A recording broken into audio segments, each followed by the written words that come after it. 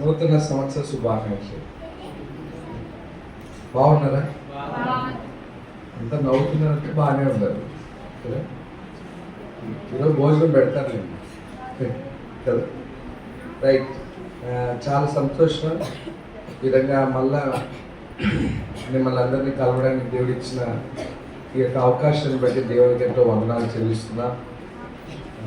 మిమ్మల్ని మరొకసారి ఈ విధంగా చూడడానికి దేవుడు ఇచ్చిన అవకాశం బట్టి వందనాలు. మీ కొరకు ప్రార్థన చేస్తున్నాం.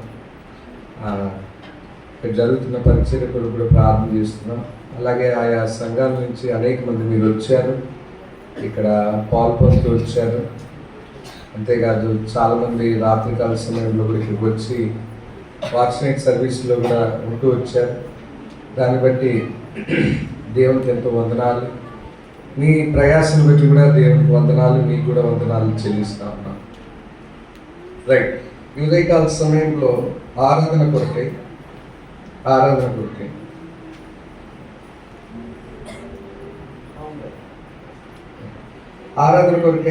రండి. నిర్గమాకాండం 32వ అధ్యాయం. నిర్గమాకాండం 32వ అధ్యాయం. నిర్గమాకాండం 32వ అధ్యాయం మొదటి 14 వచనాలు. మొదటి 14 వచనాలు. ఒక వచనం సహోదరు డేవిడ్ చదువుతారు, తర్వాత 2వ వచనం మీరు చదవండి. ఆ విధంగా మొదటి 14 వచనాలు మార్చి చదువుతారు. మోషే కొండ దిగకుండా తడువు చేయుట ప్రజలు చూచినప్పుడు ఆ ప్రజలు అహరోను వద్దకు కూడి వచ్చి, లెమ్ము, మా ముందర నడుచుటకు ఒక దేవతను మా కొరకు చేయుము. ఐగుప్తుల నుండి మమ్మను రప్పించిన ఆ మోషే అనువాడు ఏమాయనో మాకు తెలియదని అతనితో చెప్పిరి.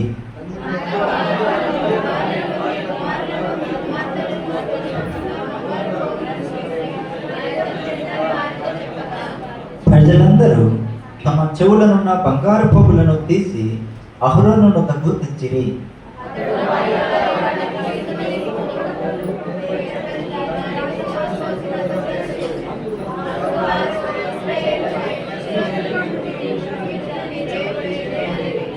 అహరోను అది చూచి దాని ఎదుట ఒక బలిపీఠము కట్టించెను. మరియు అహరోను రేపు యెహోవాకు పండుగ జరుగునని చాటింపగా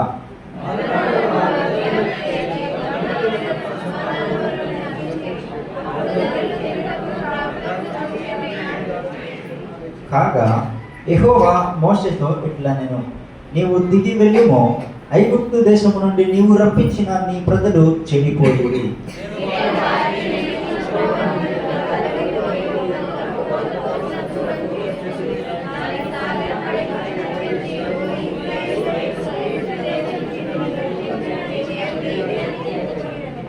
మరియు యెహోవా ఇట్లనెను, నేను ఈ ప్రజలను చూచి ఉన్నాను, ఇదిగో వారు లోబడనొల్లని ప్రజలు.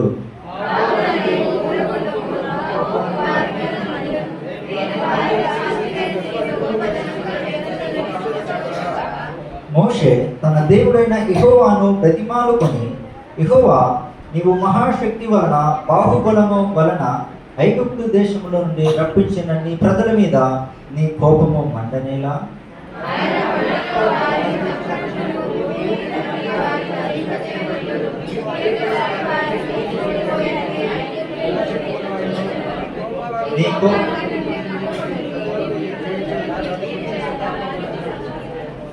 నీ సేవకులైన అబ్రహామును, ఇస్సాకును, ఇశ్రాయేలును జ్ఞాపకము చేసుకునుము.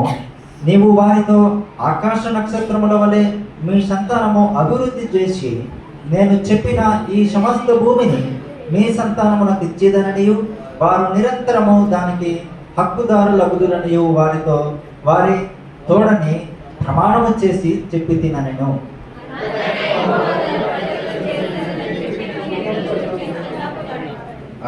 ఇక్కడున్న వాగ్దానం చదువుదాం మనం. చూడండి, ప్రకటన 21:5 మొదటి వాగ్దానం. ప్రకటన 21:5 అందరం కలిసి చదువుదాం. ప్రకటన 21:5. ప్రకటన 21:5 మనం అందరం కలిసి చదువుదామండి. అందరం కలిసి చదువుదాం. అప్పుడు సింహాసనాసీనుడైనవాడు, ఇదిగో సమస్తము నూతనమైనదిగా చేయుచున్నానని చెప్పాను. మరియు ఈ మాటలు నిజమైనవి ఉన్నవి కనుక రాయమని ఆయన నాతో చెప్తున్నాడు. మొదటి సమూయేలు 30 అధ్యాయం.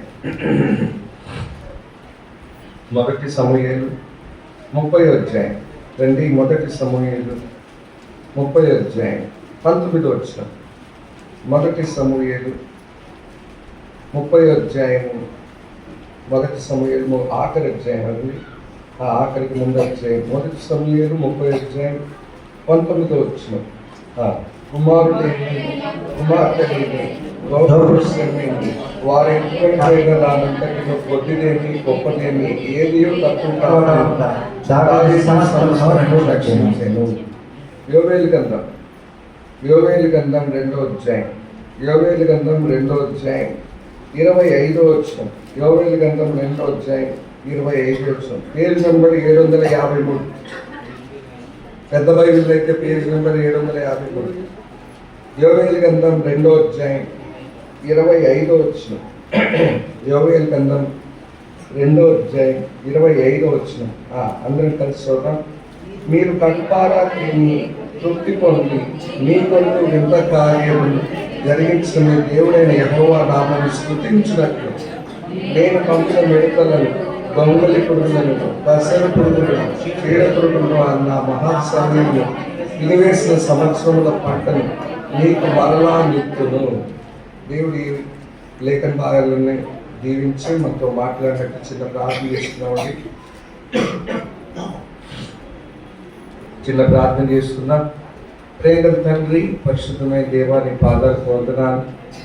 నూతన సంవత్సరం మాకు ఇచ్చావు. 2025లో మమ్మల్ని ప్రవేశపెట్టావు. మీకు వందనాలు, స్తోత్రాలు. ఎంతోమంది ఈ దినాన్ని చూడక నశించిపోయిన వారు ఉన్నారు. దయచేసి మమ్మల్ని జ్ఞాపకం చేస్తున్నాం అయినా మీకు ఎంతో స్తోత్రాలు చెల్లిస్తున్నాం. మీ దయతోనే మేము ఇక్కడ ఉన్నాం. ఎంతోమంది ఆ రీతిలుగా గతించిపోయారు, ఈ లోకం విడిచి వెళ్ళిపోయారు, హఠాత్తుగా వెళ్ళిపోయారు. ఎన్నో పరిణామాలు జరిగాయి ఈ లోకంలో ఈ సంవత్సరం అంతా కూడా. అయితే మీరు మమ్మల్ని కాచి కాపాడి భద్రపరుస్తూ వచ్చారు. అందరి గురించి మీకు వందనాలు, స్తోత్రాలు చెల్లిస్తున్నాం నాయన. ప్రత్యేకంగా ఈ నూతనమైన సంవత్సరంలో బేతేలు ప్రార్థన సహవాసం చెడుకు మడతలో మమ్మల్ని అందరినీ సమావేశపరిచినందుకు మీకు స్తోత్రాలు. ఈ నూతన సంవత్సరంలో మేము మిమ్మల్ని ఆరాధించడానికి వచ్చిందిగా ఆరాధన కొరకేమో మనకు సిద్ధపరచమని వేడుకుంటున్నాం. మీ వాక్యం ద్వారా మాకు మాట్లాడండి. అలాగే ఈ దినము వాగ్దానములు మేము తీసుకున్నాయి కదా ప్రభువా నాయన, దాని విషయంలో మీరు మమ్మల్ని సంధించండి, మాట్లాడండి. మీ వాక్యాన్ని మాకు అనుగ్రహించండి, మీ స్వరాన్ని మాకు వినిపింపచేయండి. ప్రభువా నాయన, మీ దాసుని కూడా మీ శిలోచాట్ను మరుగుపరచండి. నా శరీర బలహీనత గొంతును కూడా మీరు తాకండి, ముట్టండి. మంచి స్వరాన్ని మీరు అనుగ్రహించమని ప్రార్థన చేస్తున్నాం. శత్రు కార్యములన్నీ కూడా బంధించమని వేడుకుంటున్నాం. చీకటి అంధకార శక్తులను లయం చేయమని వేడుకుంటున్నాం.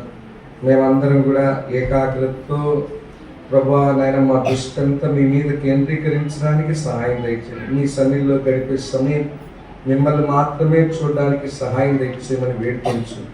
యేసు నామమున ప్రార్థించి స్తుతించి వేడుకొంచున్నాం మా తండ్రి, ఆమేన్. మనం చదివిన నిర్గమకాండం 32వ అధ్యాయంలో అక్కడ ముగ్గురు వ్యక్తులు కనపడుతున్నారు. అంటే ఒకరు వచ్చి ముగ్గురు వ్యక్తులు అంటే ఒకరు మోషే, 2 అహరోను, 3 ఇశ్రాయేలు ప్రజలు. అక్కడ మనం గమనిస్తే దేవుడు కాకుండా ఎవరెవరు కనపడుతున్నారంటే ఒకరు మోషే, ఇంకొకరు అహరోను, ఇంకొకరు ఇశ్రాయేల్ ప్రజలు. ఇక్కడ మనం గమనిస్తే మోషే ఏం చేస్తున్నాడో చూడండి. ఇదే నిర్గమకాండం 31వ అధ్యాయం. నిర్గమకాండం 31:18 పైన వచ్చిన 32 పైన వచ్చిన మరియు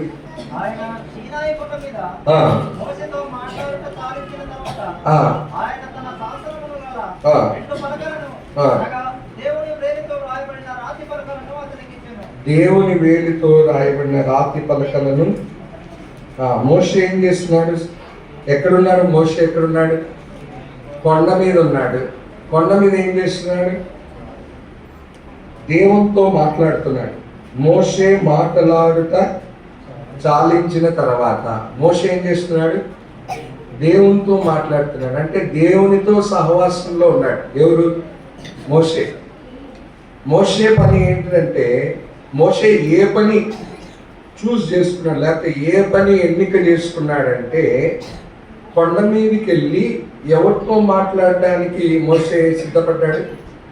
దేవునితో మాట్లాడడానికి. ఆరాధన అంటే అదే. అర్థమైందా?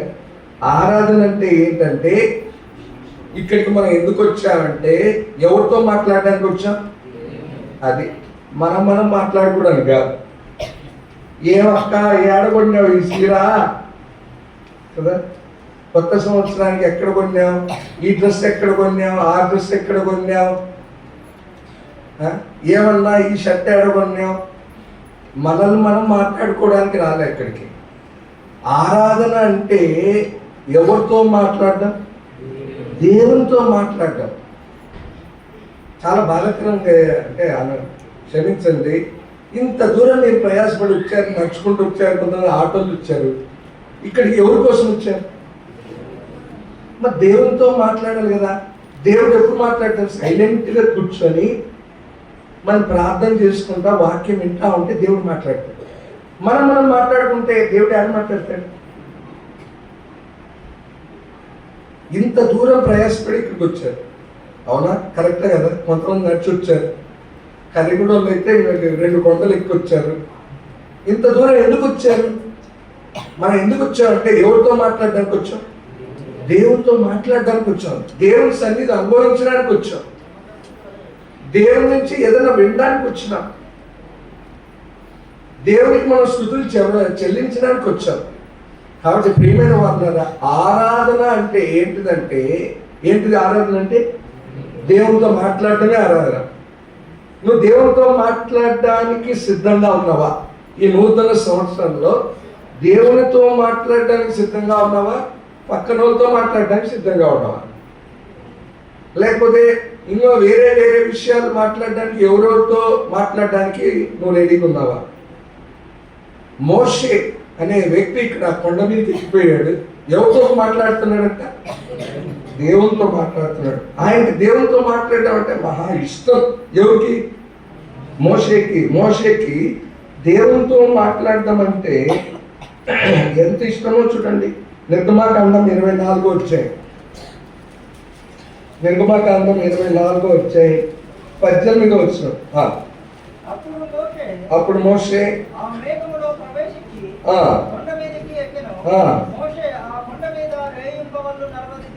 మోషే ఆ కొండ మీద రేయింబగళ్ళు ఎన్ని దినాలు ఉన్నాడంట?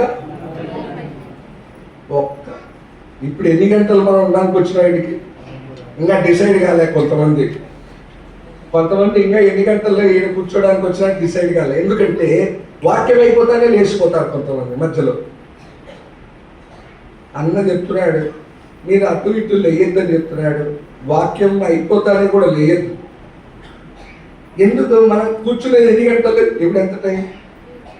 ఆన్లైన్ 11:20 స్టార్ట్ చేసినా అనుకుంటారు, 10 నిమిషాల ముందు. ఇంకా మహా అంటే 1 గంట అయిపోగొడతాం కదా, అంతే. అంటే ఎన్ని గంటలు? 2 గంటలు, 1.5 గంట. ఎగ్జాక్ట్ చెప్పాలంటే 1.5 గంట, లేకపోతే 2 గంటలు. 2 గంటలు దేవుని సన్నిధిలో కూర్చోలేమా? 2 hours, 2 గంటలు ఏమి చేయకుండా అట్లా కూర్చోలేమా? నేను నిన్న రాత్రి కూడా గమనిస్తున్నా, కొంతమంది ఆ వాక్యం అయిపోతేనే వెళ్ళిపోతున్నారు, మళ్ళీ వస్తున్నారు, మళ్ళీ దిగుతున్నారు, మళ్ళీ వెళ్ళిపోతున్నారు. కొంతమంది ఆరాధన చేస్తుంటే వెళ్ళిపోతున్నారు, కొంతమంది మాట్లాడుకుంటున్నారు. దేవునితో గడపడానికి 2 గంటలు మౌనంగా ఉండలేమా? అట్లా కూర్చోలేమా? ఎంత ఆశ్చర్యం! మోషే అంట ఎన్ని రోజులంట? 40 దినాలు. ఇంకా ఇది 40 దినాలు ఇంకా మనం చేస్తే ఇంకా అంతే, ఇంకా అన్నీ కాలిపోతాయేమో కదా. 40 దినాలు ఇంకా అన్నీ మనం చేస్తే కాలిపోతాయేమో. కానీ మోషే 40 దినాలు ఉపవాసం ఉండి కొండ మీద ఎవరితో మాట్లాడుతున్నాడు? జస్ట్ దేవుడితో కూర్చొని ఉన్నాడు. ఆయన మాట్లాడితే వింటా ఉన్నాడు. ఆయన ఏం మాట్లాడకపోతే మౌనంగా ఉన్నాడు. ఎవరు? మోషే. ఏం వ్యక్తి అండి. నేను ఎందుకు చెప్తున్నా అంటే ఈ నూతన సంవత్సరంలో ఇది ఒక మంచి తీర్మానం చేసుకో. ఏం తీర్మానం అంటే ఎవరితో మాట్లాడాలో నేను దేవునితో మాట్లాడాలి. అది ఆ తీర్మానం చేసుకో. పక్కన వాళ్ళతో మాట్లాడితే ఏమీ రాదు. కొంతమంది అప్డేట్స్ ఇస్తూ ఉంటారు. ఎప్పుడు ఈరోజు పొద్దున్నే ఇడ్లీ తిన్నా, ఈరోజు చట్నీ చేసిన, పల్లీలు చట్నీ చేసిన.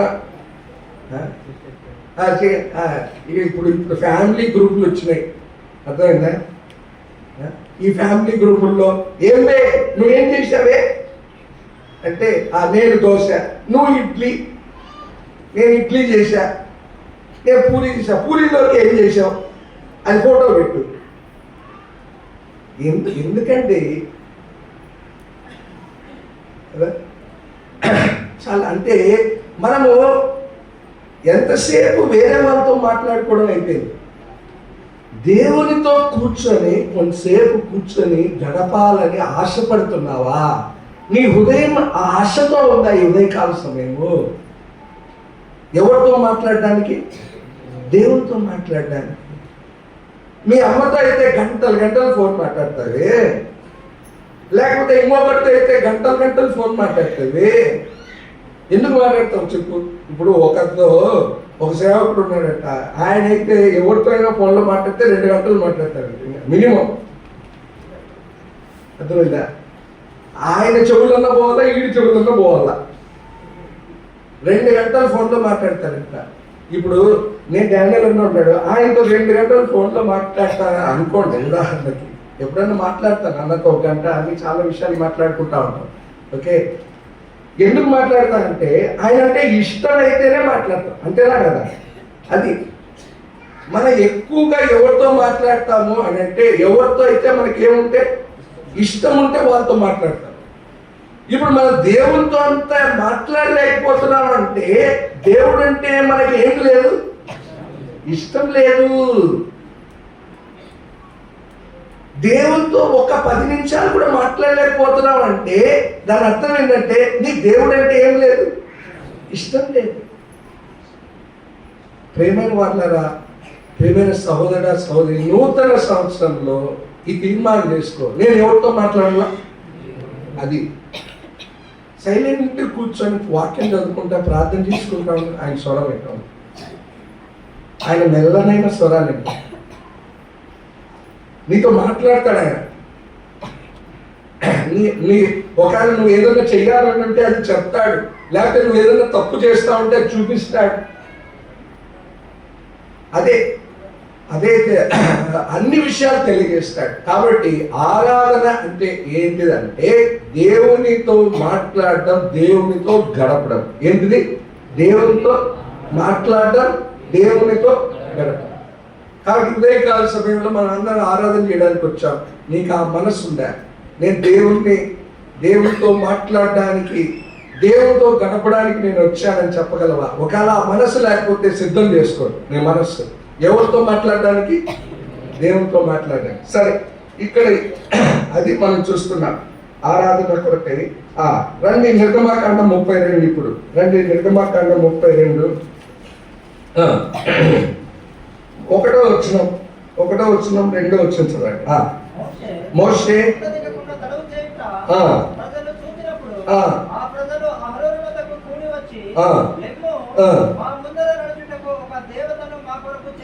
దేవతను మా కొరకు చేయము,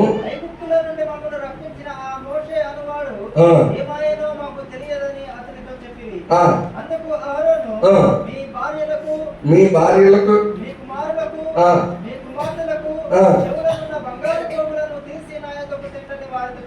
ఇప్పుడు అహరోను గురించి చూద్దాం. ఇశ్రాయేలు ప్రజల గురించి కూడా ఉంది అక్కడ. ముందు అహరోను గురించి చూద్దాం. ఇప్పుడు అహరోను ఏందమ్మా చెప్తున్నాడు? వీళ్ళు ఒక దేవతను మాకు తయారు చేయి. ఆ మోషే అన్నాడు, పైపోయినాడు, వాడు వస్తాడో రాడో తెలియదు మాకు. ఆ అర్జుడు వాళ్ళ మాటలు, ఆ మోషే అన్నవాడు ఏమైనా అని కదా. ఒక్కోసారి కొంతమందికి తొందర అంటారా, ఆయన వస్తాడో రాడో తెలీదు, ఒరే నాయన స్టార్ట్ చేయి అంటారు కదా, అట్ట కదా. కాబట్టి ఇప్పుడు చూడండి, వీళ్ళు కూడా ఆడు వస్తాడో రాడో తెలీదు, మాకు దేవత అంటే ఈ అహరోను ఏం కావాలి, ఏం తెమ్మని చెప్తున్నాడు? బంగారు పోగులు, చెవులకు ఉన్న బంగారు పోగులు ఎన్ని తెమ్మంటున్నాడు. అంటే అహరోను ధ్యాస దేని మీద ఉంది? బంగారు మీద ఉంది. అహరోను ధ్యాస దేని మీద ఉంది? బంగారు మీద ఉంది. మోషే వాళ్ళ తమ్ముడు, ఆయన ధ్యాస ఎవరి మీద ఉంది? దేవుని మీద ఉంది. అర్థమైందా? అహరోను ధ్యాస అంతా దేని మీద ఉందంటే బంగారం మీద ఉంది. అందుకోసమే దేవత ఏమని చెప్తే వెంటనే ఏం చెప్పన్నాడు? బంగారం తీసుకోండి రండి అని చెప్పాడు. బంగారం తీసుకోండి రండి అని చెప్పాడు. చూసారా? ఆరాధన అంటే అదే చెప్పాను, దేవునితో మాట్లాడటం, దేవునితో సహవాసం చేయడం, దేవుని మీద ధ్యాస పెట్టడం, ధ్యానం చేయడం కదా. ఉదయకాల సమయంలో మనం ఇక్కడికి వచ్చిన తర్వాత కూడా మన ధ్యానం దేని మీద ఉందంటే మన చీర మీద ఉంది. ఏం చీరరా, వేరే వాళ్ళు చూడాలి అని ఏం చీరని మనమే ముడిచిపోతుంటాం. లేకపోతే ఏం డ్రెస్ రా మంది కదా, లేకపోతే ఏమున్నాయిరా. అహరోను ధ్యాస అంతా దేని మీద ఉందంట?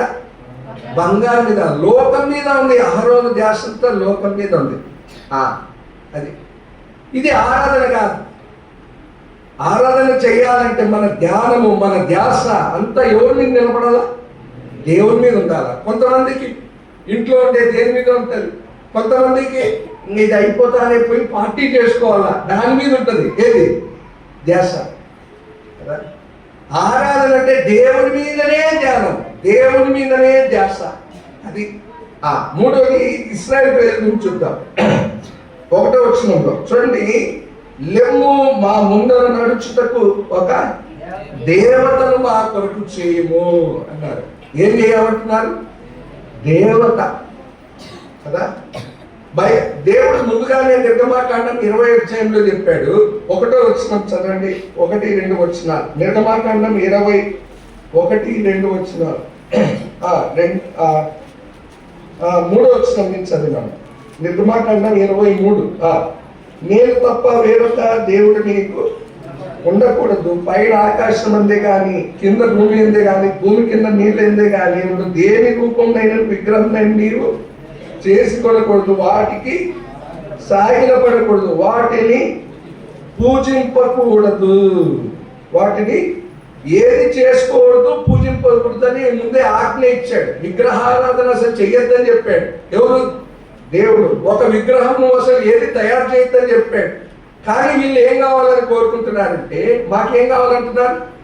ఒక దేవత కావాలని అంటున్నారు. ఒక దేవత కావాలని అనుకుంటున్నారు.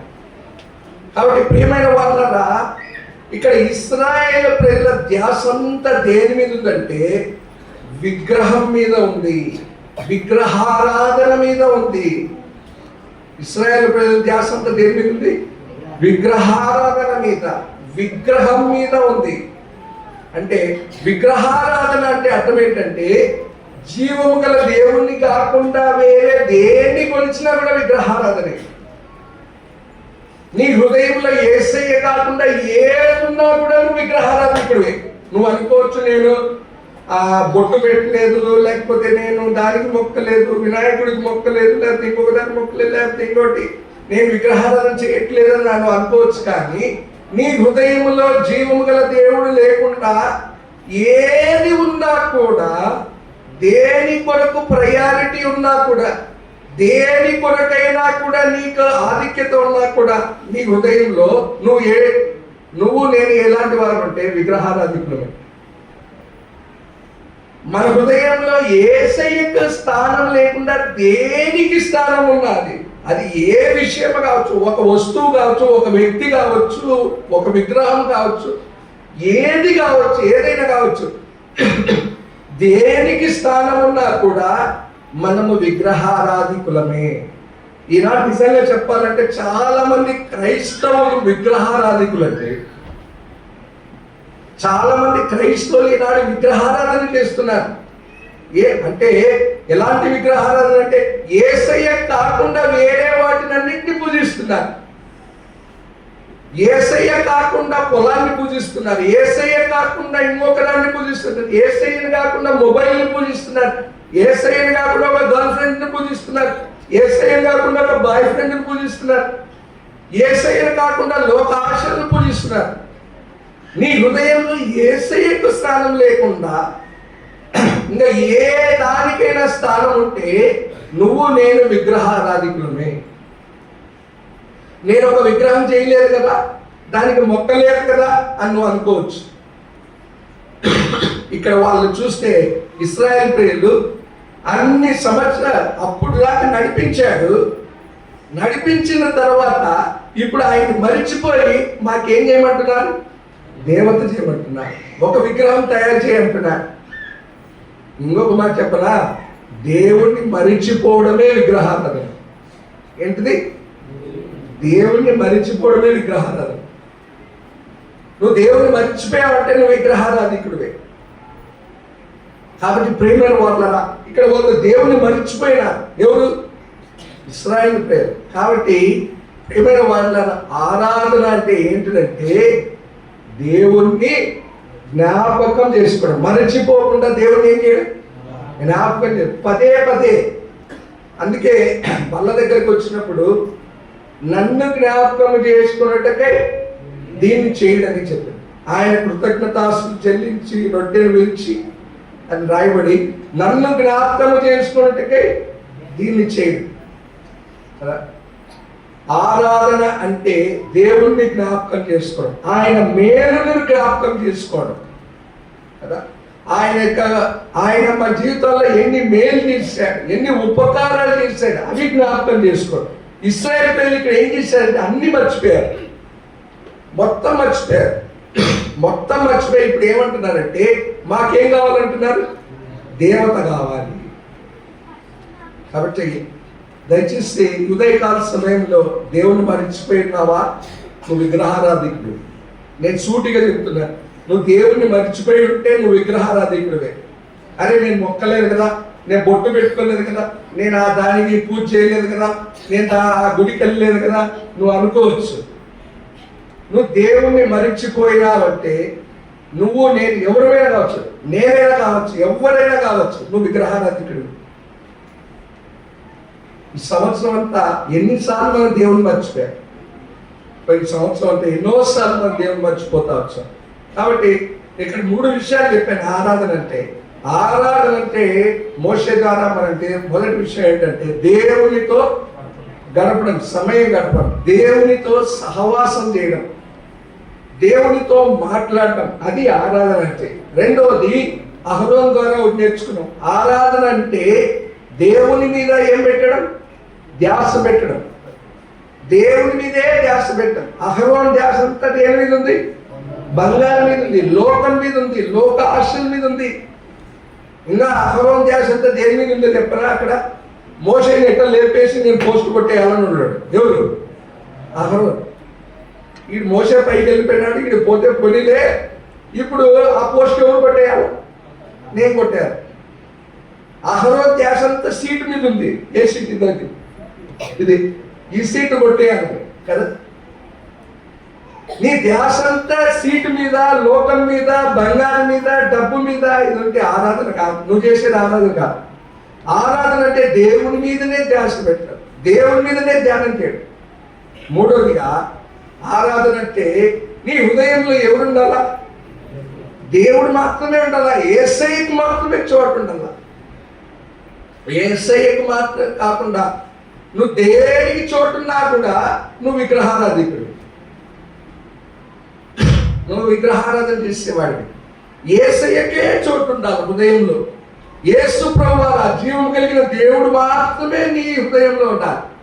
ఆయనకు మాత్రమే చోటు ఉండాలి. ఆయన చోటు లేకుండా వేరే వాటికన్నిటికీ చోటు ఉన్నాయా? చాలా నష్టపోతా.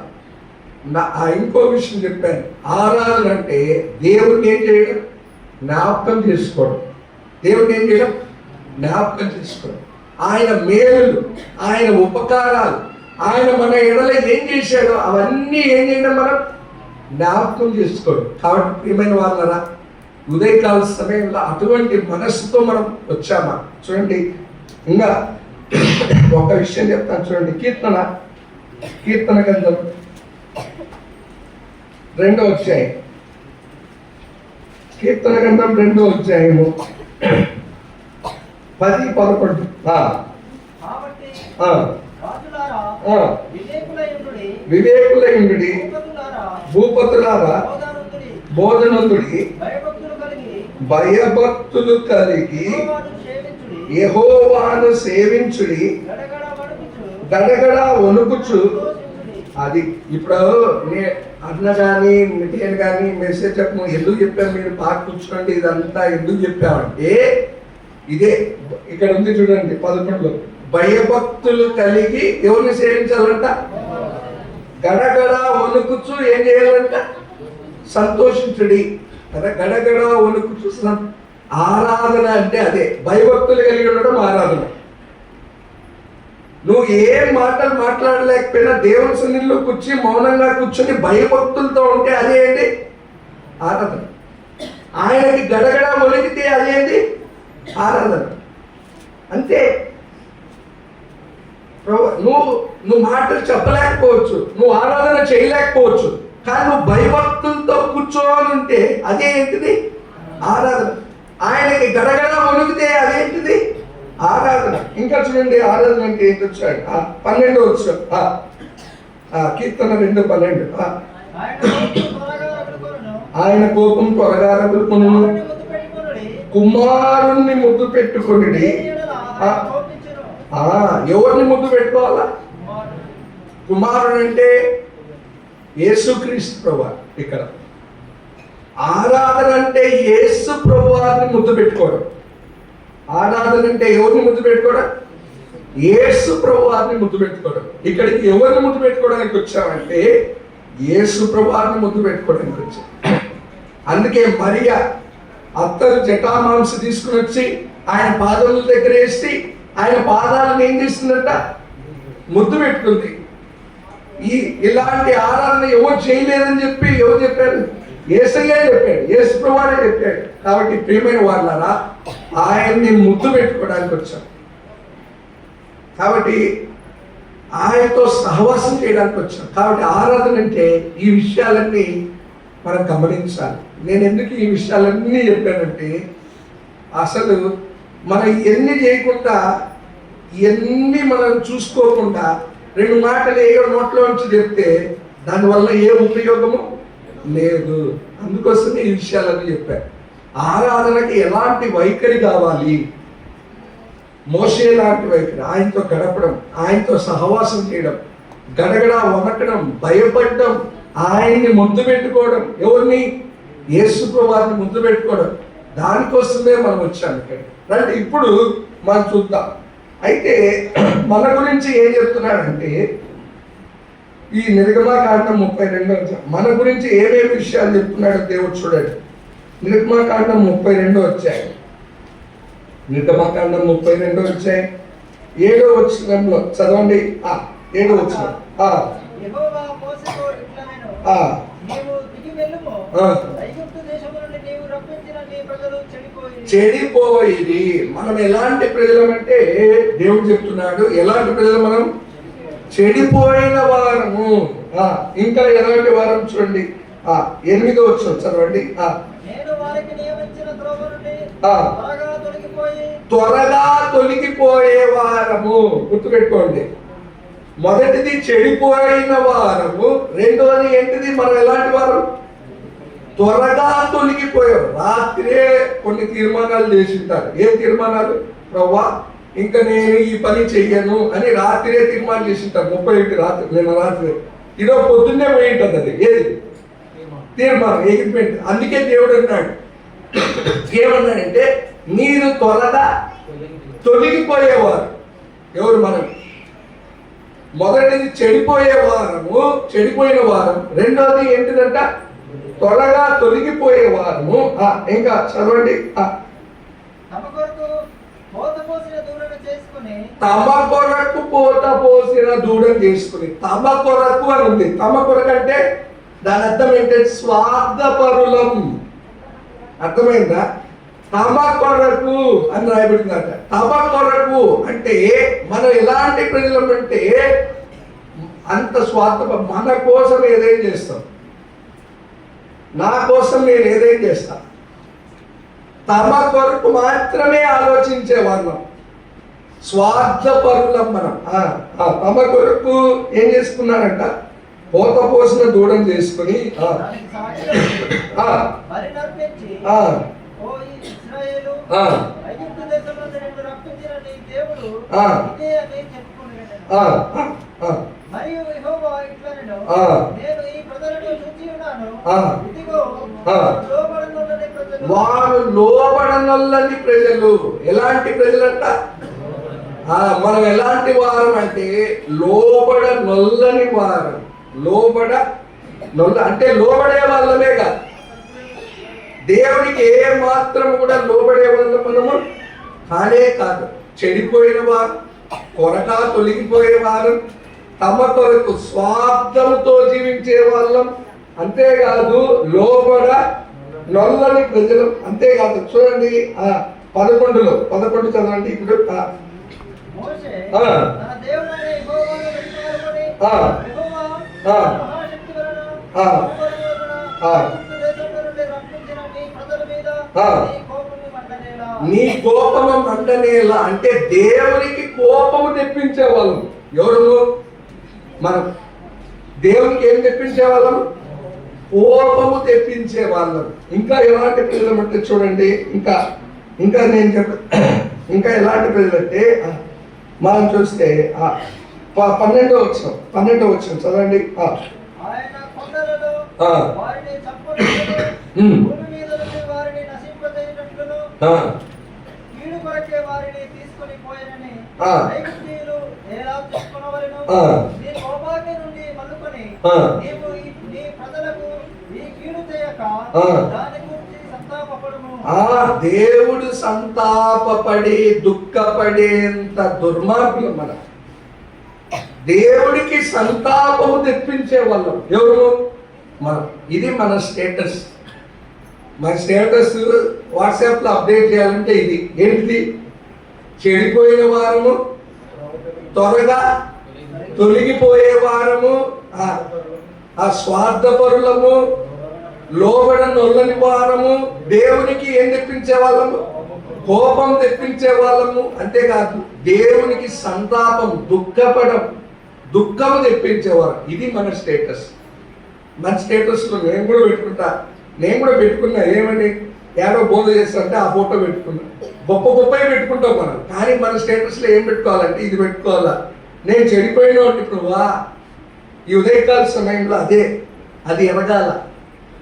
ప్రభువా, నేను చెడిపోయినా, నేను త్వరగా తొలగిపోయినా, నేను లోబడలేదు, నేను స్వార్థపరుడిని, నీ కోపం తెప్పించా, ఎన్నోసార్లు కోపం తెప్పించా, నువ్వు సంతాపపడేటట్టు చేశా, నువ్వు దుఃఖపడేటట్టు చేశా. అయినా దేవుడు ఏం చేశాడట? మోషే దేవుడు ఆ ప్రజలు ఏం చేశాడు? జ్ఞాపకం చేసుకున్నాడు. చూడండి మోషే ఏమంటున్నాడు? 13 14 చదివి.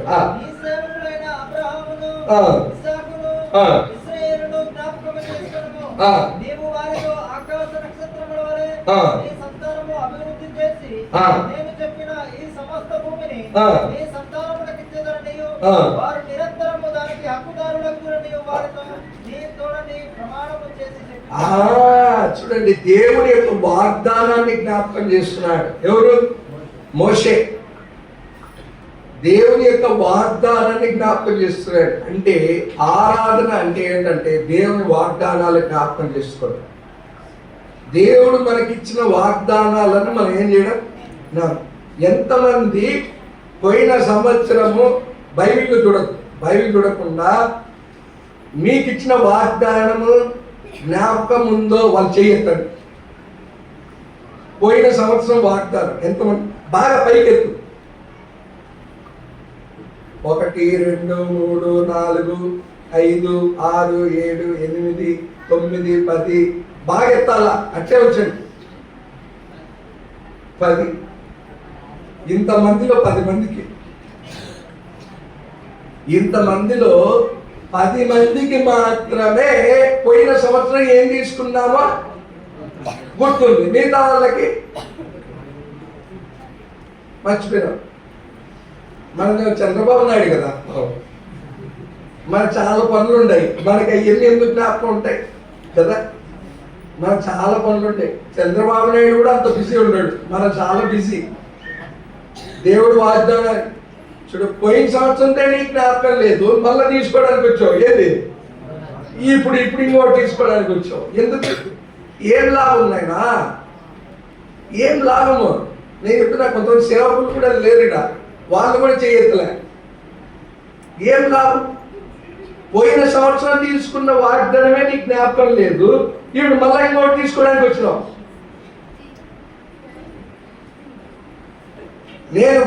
నేను ఏదో 10 సంవత్సరాలది కూడా ముందుది కూడా అడగలే. ఎప్పుడు అడిగినా పోయిన సంవత్సరంటే అడిగింది. అదే నేను చెప్పింది. ఇప్పుడు వాక్యంలో కూడా అరే ఏందన్నా చెడిపోయినాడు, త్వరగా తొలగిపోయినాడు, మర్చిపోయిన వాళ్ళం అని అనుకుంటా. అదే ఇప్పుడు అర్థమైన మన స్టేటస్. మనం అలాంటి వాళ్ళం కాబట్టి దేవుడు అన్నాడు మీరే త్వరగా తొలగిపోయేవారని. కాబట్టి ప్రియమైన వాళ్ళరా, ఇక్కడ మోషే దేవుడి వాగ్దానాన్ని జ్ఞాపకం చేస్తూ దేవుని కోపం వాళ్ళ మీద నుంచి మళ్లించడానికి చేస్తున్నారు. చూడండి 14 చదవండి. నిర్గమకాండం 32:14. అంతటా యెహోవా తన ప్రజలకు చేసేదలని చెప్పిన కీడును గూర్చి దేవుని కోపము మళ్ళింది. కారణం ఏంటిదంటే ఆ వాగ్దానం ఏం చేయబడింది? జ్ఞాపకం చేయబడింది. తిరిగి వాగ్దానము ద్వారా దేవుని కోపం మళ్లించబడింది. ఇప్పుడు కూడా మనం చెడిపోయిన వారం, తొలగిపోయిన వారం, మన మీద శాపం ఉంది, మనకు దేవుడు శిక్ష వేయాలి, కానీ దేవుని కోపం మన మీద నుంచి మళ్ళింది. దానికి కారణం ఏంటంటే దేవుడు ఒక వాగ్దానం ఇచ్చాడు. ఆ వాగ్దానం ఎవరో కాదు, యేసుక్రీస్తు ప్రభువారు. ఎవరు? యేసుక్రీస్తు. ఆ యేసుక్రీస్తు ప్రభువారు ఆ వాగ్దానాన్ని బట్టి, ఆయనని ఇవ్వటను బట్టి మన మీద ఉన్న శిక్ష, మన మీద ఉన్న క్రోధము, మన మీద ఉన్న కోపము దేవునికి ఏమైనది? మళ్లించబడతా వచ్చింది. కాబట్టి ప్రియమైన వాళ్ళరా, ఉదయకాల సమయంలో మనం ఎందుకు ఆరాధించాలంటే దేవుని యొక్క వాగ్దానమైన యేసుక్రీస్తు ప్రభువారిని మనకి ఇచ్చినందుకు దేవుని మనం ఏం చేయాలా? ఆరాధించాలి. చూడండి 1 యోహాను 2:25. 1 యోహాను 2:25. 1 యోహాను 2:25 చదవండి. నిత్య జీవము అనుగ్రహించునదియే ఆయన తానే మనకు చేసిన నిత్య జీవం ఎవరు? యేసుక్రీస్తు ప్రభువారు. అది నిత్య జీవం ఎవరు? యేసు ప్రభువారు. యేసు ప్రభువారిని మన కొరకు ఇస్తానని చెప్పినదే ఆ తండ్రి చేసిన వాగ్దానం. ఈరోజు మనం ఎందుకు ఆరాధించాలంటే ఆ యేసుక్రీస్తు ప్రభు అనే వాగ్దానాన్ని మనకి ఇచ్చాడు. తద్వారా నిత్య జీవాన్ని మనం పొందుకుంటున్నాం. మన మీద ఉన్న శాపం, మన మీద ఉన్న కోపం అంతా కూడా ఏం చేయబడింది? పోయింది, మళ్లించబడతా వచ్చింది. అందుకోసమే దేవుని మనం ఆరాధించాలి. చెడిపోయిన వారం, లోబడినొల్లని వారం, మన మీద శిక్ష రావాలి. చెప్పాలంటే మన మీద దేవుని కోపం మండుతా ఉంది, మనం నరకానికి వెళ్ళాలి. కానీ ఆ తండ్రి అయిన దేవుడు ఒక వాగ్దానం చేశాడు. ఎవరు ఆ వాగ్దానం? ఎవరు? యేసు ప్రభువారు. ఆ వాగ్దానాన్ని ఈ భూమికి పంపించి ఆ శిలువలో ఆ వాగ్దానాన్ని నెరవేర్చడం ద్వారా మన మీద ఉన్న శిక్ష ఏం చేయబడింది? తొలగిపోయి నిత్య జీవం మనకి ఇవ్వబడతా వచ్చింది. అందుకు మనం ఆరాధన చేయాలి. ప్రభువా, యేసు ప్రభువారు అనే ఆ గొప్ప వాగ్దానాన్ని, ఆ నిత్య జీవమైన యేసు ప్రభువారు అనే ఆ గొప్ప వాగ్దానాన్ని నాకు ఇచ్చి నీ కోపము, నీ క్రోధం నా మీద నుంచి మళ్లించావయ్యా, ఈ పాపి మీద నుంచి, అందుకు నీకు వందనాలు అని మన చిన్న మాటతో ఆరాధన చేస్తే దేవుడు ఎంతో సంతోషపడతాడు. దేవుడి వాక్యాన్ని దీవించుగా.